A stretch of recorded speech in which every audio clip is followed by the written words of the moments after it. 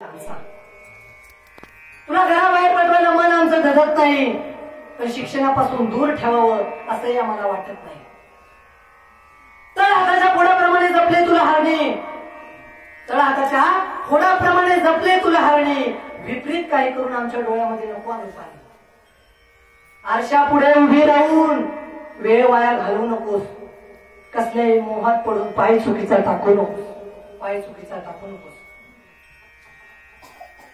लग्न झाल्यानंतर ना मायबाप आपली मुलगी आपल्या बापासोबत कशी वागते, सासरी गेली तरी प्रतिवर्तीचे ठेव भार, वेळ कशी आली तर प्रतिवर्तीचे राहू दे भार.